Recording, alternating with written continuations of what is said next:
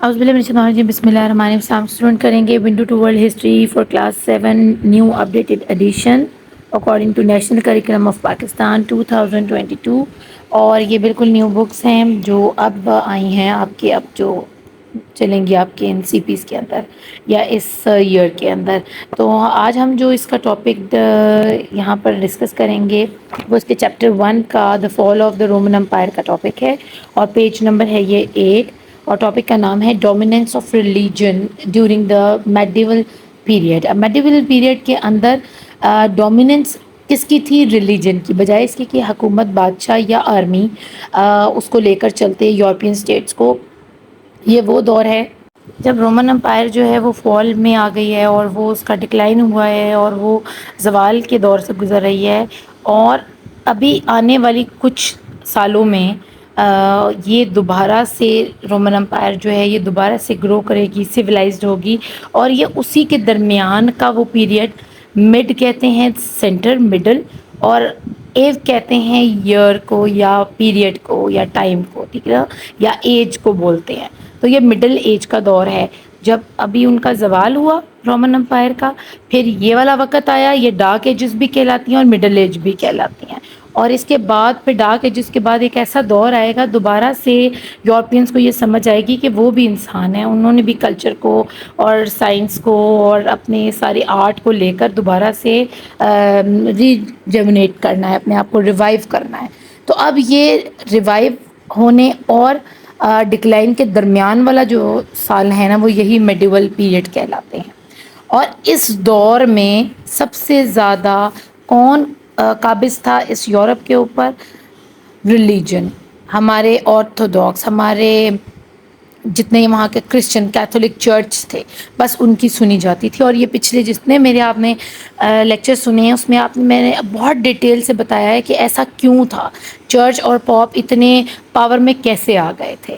The Church of Constantinople and the Church of Rome was split up in 1054 CE یعنی 1054 عیسوی کے اندر جو church ہے کانسٹینٹینوپل اور چرچ روم کا جو تھا یہ آپس میں سپلٹ ہو چکے تھے، دو ٹکڑوں میں تقسیم ہو چکے ہوئے تھے. کیوں؟ کیونکہ پہلے مین جو کیپٹل تھا وہ روم تھا یورپ کا، ٹھیک ہے، اور اس کے بعد اس کو شفٹ کر دیا گیا تھا کانسٹنٹائن، ٹھیک ہے. تو وہیں پر کانسٹینٹینوپل کے جو چرچ تھے وہ اور روم کے چرچ آپس میں ان کی پھوٹ پڑ گئی ہوئی تھی ایک ہی بات کے اوپر ایک. اور this event is known as east west schism in history. جیسے کہ ہمارے، اللہ نہ کرے لیکن مجھے یہ مثال دینی پڑ رہی ہے کہ ہمارے شیعہ سنی حضرات جو ہیں، جو ہمارے مولوی حضرات ہیں، ہم شروع سے بچپن سے دیکھتے آ رہے تھے کہ ہم دو گھر چھوڑ کے شیعہ رہ رہے ہیں اور سنی رہ رہے ہیں اور بریلوی رہ رہے ہیں. کبھی کسی قسم کا کوئی تضاد نہیں تھا، سب آپس میں پیار سے رہتے تھے. لیکن کچھ ہمارے ایسے مولوی حضرات آئے جن کو پراپر علم نہ ہونے کی وجہ سے، یا کچھ ایسے علماء آئے جنہوں نے ایک ہی مذہب کو دو ٹکڑوں میں تقسیم کر دیا. جیسے آپ صلی اللہ علیہ وسلم نے فرمایا تھا کہ تفرقے میں نہ پڑ جانا اور رسی کو مضبوطی سے تھامے رکھنا. تو وہ رسی کیا تھی؟ آپ کی سنت تھی، آپ کی کتاب تھی، آپ صلی اللہ علیہ وسلم نے جو قرآن پاک ہمیں عطا کیا، اللہ کی کتاب سے نوازا، وہ تھی. تو ہاں، ہمارے میں پھوٹ کس نے ڈالی؟ تفرقے کہاں سے آ گئے؟ ہم اتنے فرقوں میں کیسے بٹ گئے؟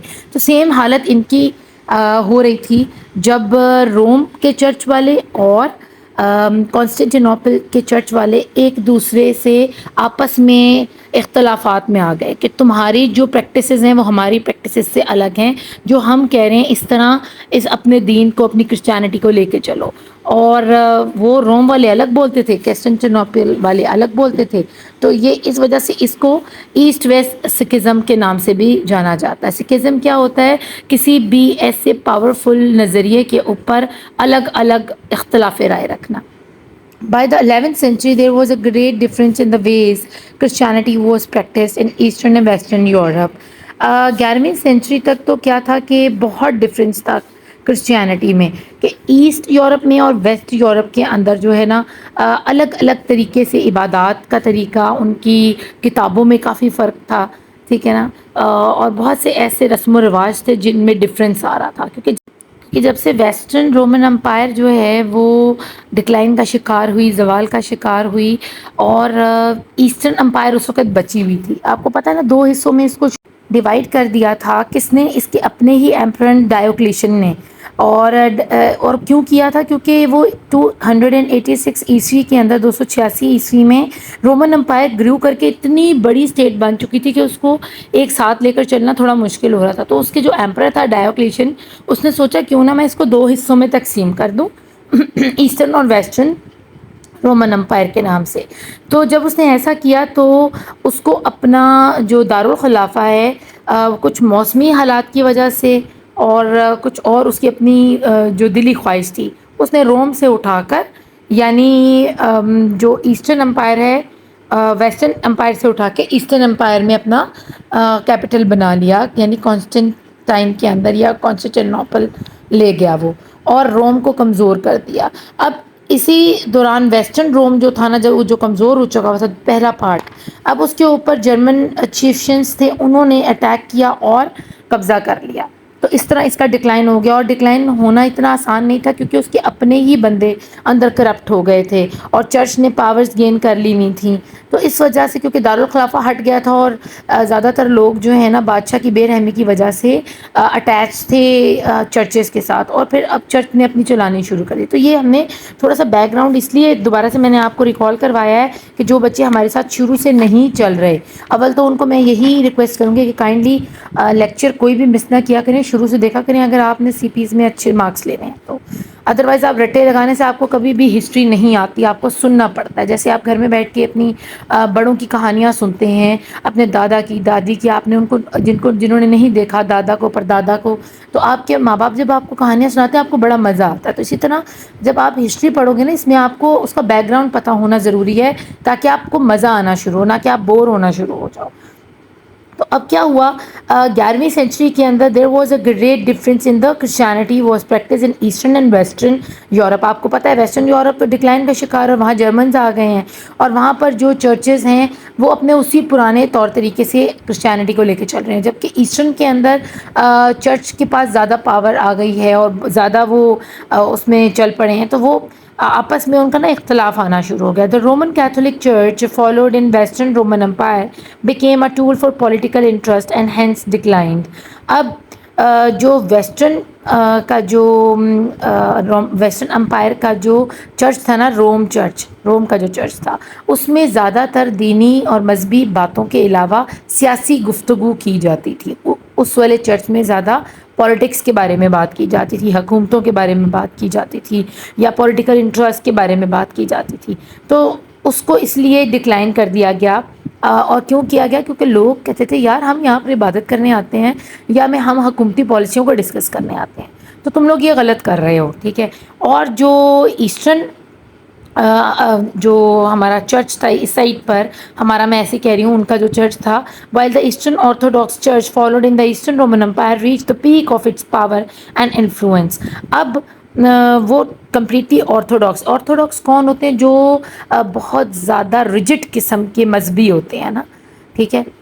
بہت، جیسے ہمارے بھی یہاں بہت مذہبی گھرانے ہیں، تو ہم ان کو آرتھوڈاکس تو نہیں کہیں گے، ہم ان کو یہ کہیں گے کہ یہ بہت بہترین مذہب سے جڑے ہوئے گھرانے. لیکن وہاں جو کٹر کرسچنس تھے نا، جن کو کٹر کہتے ہیں، پکے کرسچنس جو تھے، آرتھوڈاکس جو تھے، وہ پوری کرسچینٹی کے اوپر عمل کرنے والے، اپنے دین و مذہب کے اوپر پورے طریقے سے چلنے والے جو تھے نا، وہ یہ تھے ایسٹرن امپائر والے. اور ان سے لوگ بڑے متاثر تھے. انہوں کا دیکھو دین کو اور دنیا کو کس طرح انہوں نے ایک ساتھ لے کے چل رہے ہیں، اور کس طرح یہ حکومت کو فائدہ پہنچا رہے ہیں، اور کس طرح حکومت کو یہ مشورے تو ایسٹرن والے بھی دے رہے تھے اور ویسٹرن والے بھی دے رہے تھے. لیکن ویسٹرن والوں کا قصور کیا تھا کہ وہ صرف پولیٹیکلی ایشوز کو ڈسکس کیا کرتے تھے مذہب کو چھوڑ کر. تو انہوں نے کیا کیا، مذہب کی بات کر کے پولیٹکس کو چھیڑا. تو لوگوں کو اتنا فیل نہیں ہوا، حالانکہ مقصد ان کا بھی وہی تھا جو کہ ویسٹرن امپائر میں جو چرچز تھے ان کا تھا، لیکن ان کی انفلوئنس زیادہ تھی، ان کے پاس پاور زیادہ تھی.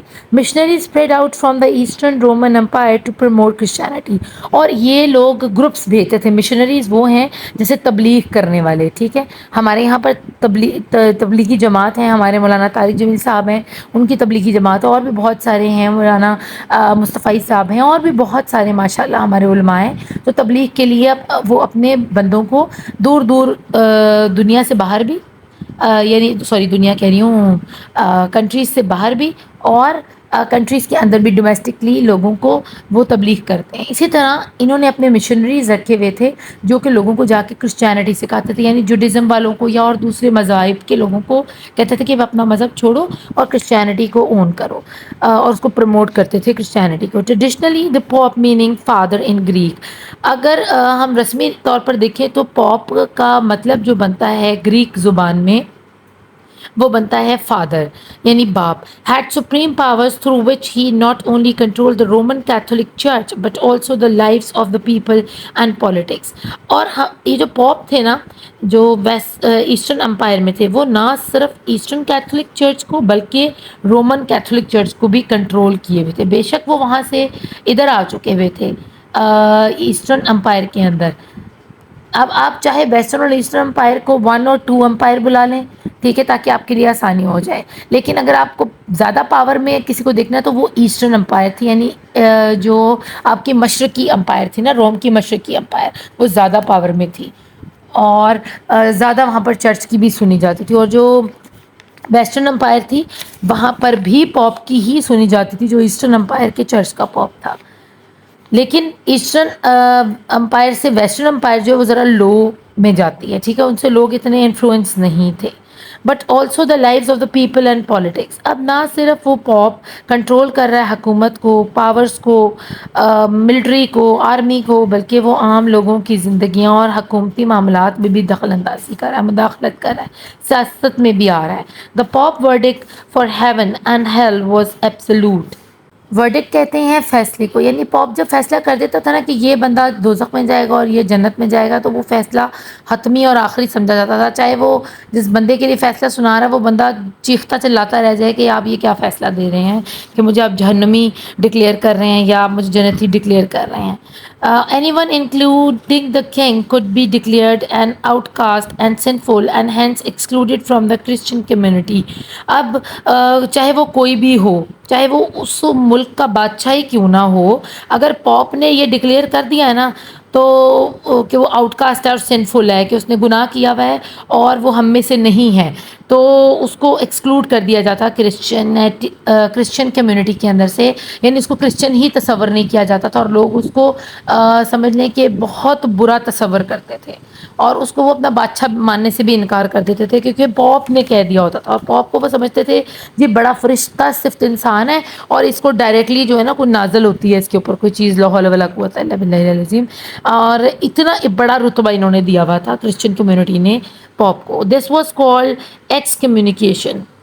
ایکس کمیونیکیشن میننگ ہوتا ہے پابندی لگا دینا، یعنی اس میں پابندی لگا دی جاتی تھی کہ نہ تو وہ چرچ میں آ سکتا ہے، نہ چرچ میں ہونے والی اہم رسومات میں شرکت کر سکتا ہے جو ہر سال یا ہر 2 مہینے بعد منائی جاتی ہیں، اور نہ ہی اس کو چرچ میں کوئی ممبرشپ دی جائے گی، نہ ہی وہ نیک لوگوں میں شمار کیا جائے گا چرچ کے.